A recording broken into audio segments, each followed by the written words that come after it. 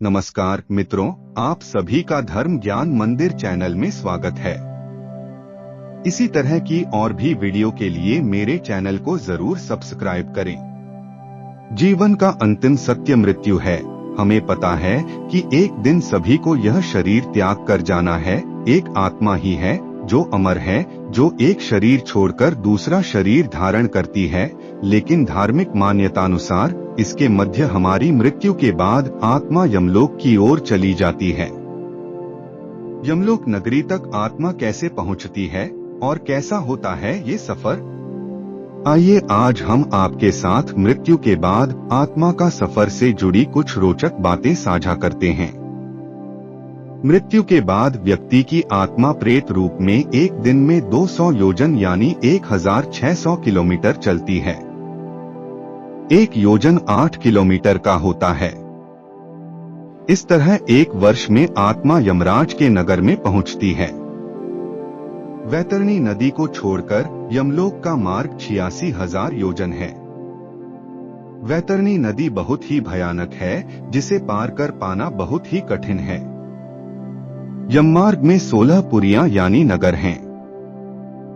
ये सभी नगर बड़े ही भयानक हैं। इस मार्ग में बहुत कम समय से लिए व्यक्ति की आत्मा को महीने में एक बार ठहरने का अवसर मिलता है। यहाँ आत्मा अपने पूर्वजन्म के कर्मों और परिवार के लोगों को याद करके दुखी होता रहता है। यमदूतों की यातना से दुखी होकर आगे कैसा शरीर मिलेगा यह सोचकर भी घबराता है। यममार्ग में कई नरक हैं, जिनमें कुछ नाम हैं अंधतम और ताम्रमय। अंधतम कीचड़ और जोंक से भरा है, जबकि ताम्रमय तपे हुए तांबे जैसे गर्म है।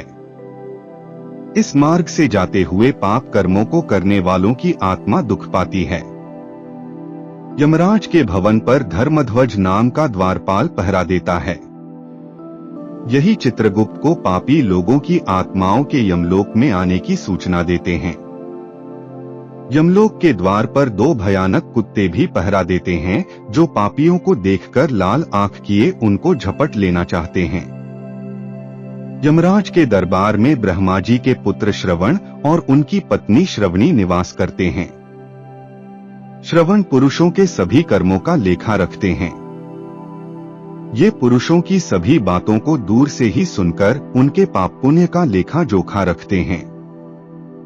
इनके कहने के अनुसार ही यमराज पुरुषों को उनके कर्मों के अनुसार फल देते हैं।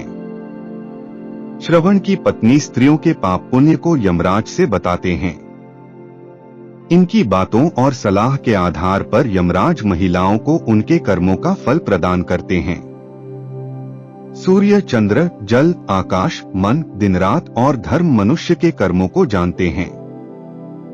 यमराज व्यक्ति के कर्मों का हिसाब करते समय इन्हें भी गवाही के लिए बुलाते हैं। कई ऋषि और अश्वमेध यज्ञ के फल से उत्तम लोक में गए राजागण भी यमराज के दरबार में सलाहकार होते हैं। सभी से विचार और सलाह लेने के बाद यमराज व्यक्ति को दंड और उसके अगले शरीर के बारे में विचार करते हैं। अपने कर्मों का फल भोग कर प्राणी को फिर से बचे हुए कर्मों का फल भोगने के लिए नया शरीर मिलता है। जीवन भर मनुष्य यह सोचता रहता है कि मृत्यु के बाद उसे नरक न जाना पड़े, इसके लिए दान, तीर्थ यात्रा और व्रतोपवास करता है। लेकिन गरुड़ पुराण कहता है कि मनुष्य को मृत्यु के बाद अपने अच्छे और बुरे दोनों कर्मों का फल भोगना पड़ता है। यह जरूरी नहीं कि आप बहुत व्रत और दान करें, दूसरी ओर पाप कर्म भी करें तो आप पाप के दंड से मुक्त हो जाएंगे। आपको दोनों ही कर्मों का फल बारी बारी से भोगना पड़ेगा। लेकिन गरुड़ पुराण के 9वें अध्याय में एक उपाय बताया गया है, जिससे मनुष्य को बिना कुछ किए स्वर्ग में स्थान मिल जाता है।